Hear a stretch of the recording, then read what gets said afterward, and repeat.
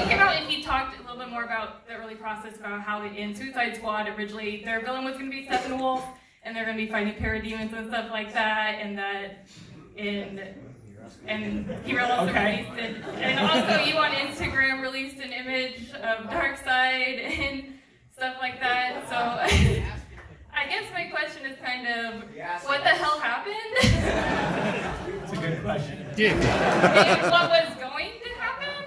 Yes.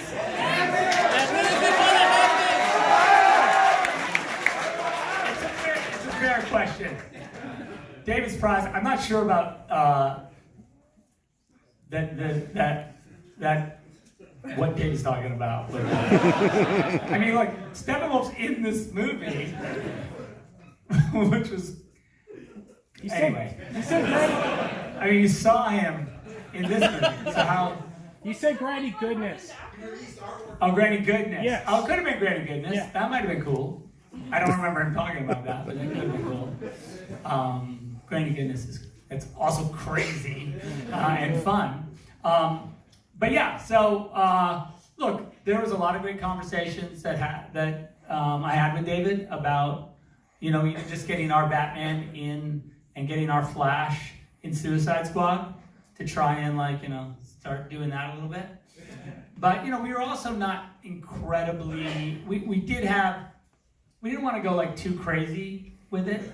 At the same time, we were trying to be and the idea was that the different directors would kind of have their take, and we try and just support each other, so that it could mesh up, but at the same time not force anyone into a decision maybe they didn't want to make. Right? That makes as best you can. It's hard sometimes because you're look, I need Steppenwolf because he's the bad guy, one of the bad guys in this movie. So anyway, so those are the conversations that we had, and I thought that everyone was doing a really pretty good job as we went forward, and Patty was awesome because she had to take my photo, and put it in her movie, and we had to work out how that happened because we had a placeholder photo for a long time that Steve Berkman, who is a teacher at this school and who shot both photos,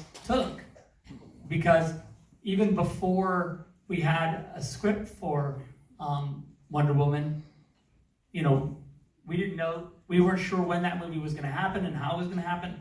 And so we had, just based on our story, we had taken a picture of Wonder Woman in an ancient war with, a team of soldiers, very similar to the one that ended up in her movie. Now, there was an actual story built around the one that she has in her movie, and so that was I thought that was that was the best case scenario, right? What about the Wonder Woman theme?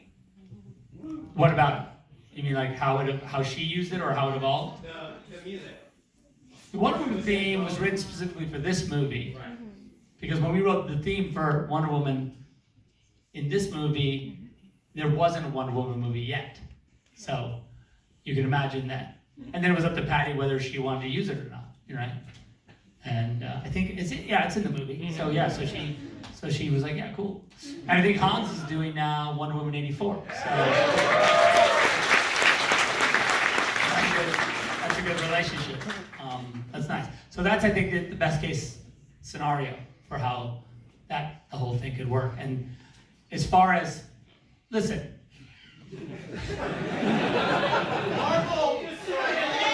No. What I was going to say is that, look, when this movie came out, understand that we had written, Chris Terry and I had finished the script for Justice League before this movie came out, right? So that script was done. Movie came out, and some people didn't like the movie. A vocal minority. and so I was asked by the studio to say, hey, you can't, there's a lot of stuff we don't want you to do from that script. So we did a rewrite, right, of the script. So the original Justice League that Chris and I wrote, we didn't even shoot. I mean, there's a lot of it that we shot, but the actual idea, the hard idea, the scary idea, we never filmed because the studio was like, that's crazy. And we were so insecure at the time after this movie came out, we were just like, I guess it is crazy.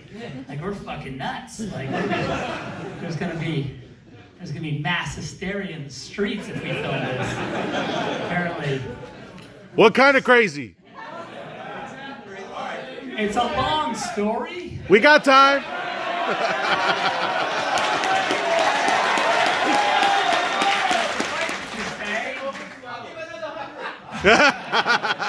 Suffice it to say that, like, so look, the truth is that, you know, the nightmare sequence in this movie, right, was always my idea that all of that would be eventually explained, of course. I mean, is that a surprise? You know, that we would end up in the distant future where Darkseid has taken over Earth and where Superman has succumbed to the anti-life and where he, and now with his ragtag band, and there was a few members of the Justice League that had survived to that world, and that they were fighting to try and you know, so Batman's with the broken half a cyborg because, you know, it's only half of it because of whatever happened. They were working on equation to jump flash back to tell Bruce, you know, obviously. You guys are surprised to do that? This is what you, I read it. I just anyway, so those were the things that we were dealing with, and not to say that the studio still, you know, they were still into sort of the big look, but the details of how and why everyone was mad at each other, or what, that was the stuff where they were a little bit like, because, you know, Lois, you know, and it's in the little teaser where the Justice League teaser. It wasn't in the movie, apparently, where, I guess, where Wonder Woman says, it's this line where Bruce says, I was right here, and Barry Allen came to me, and he said, Lois Lane is the key, right? And then she goes, he is the Superman. Every heart has one. And he goes, I think it's something more, something darker, right? And what it means is that the thing that was darker was that, you know, it was all about if Lois died, Superman would succumb to the anti-life, of course, right? And if Superman knew that somehow it was Bruce's responsibility to protect Lois, he would have been mad at him in this movie, right? Like, so that's why he says, she was my world and you took her from me, so. That's kind of, that was sort of the, and then of course, he has to jump back. And the other thing that we were working on was this idea that Cyborg said to Bruce in the distant future, like, there's two windows. We had come up with this time traveling concept where basically the way the time traveling window worked is that it's not awesome physics and it doesn't make any sense. But that you had to jump, you had to do a time jump when the Earth was in the same spot, right? Because if you did a time jump and the Earth wasn't like in the same position in space, you would jump into space and just be like dead. And so, okay, so there's always like, so they had two windows, right, to do the jump. And Cyborg says, like, what, you know, which of these two windows do you think we should use? And Bruce was like, well, what window would you have put me through if you didn't ask? And he's like, this one. And then he's like, use the other one. Because that one you already did, and it was the wrong one. Barry Allen was in my freaking Batcave yelling at me about, like, nonsense. We need to put him through that other one, because that's the one that will, because he had to jump right before Darkseid boom tubes into the Batcave to murder Lois, so you have to, like,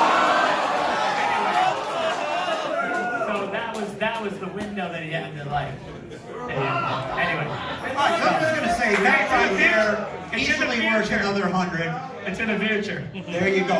One more question, you guys. One more question.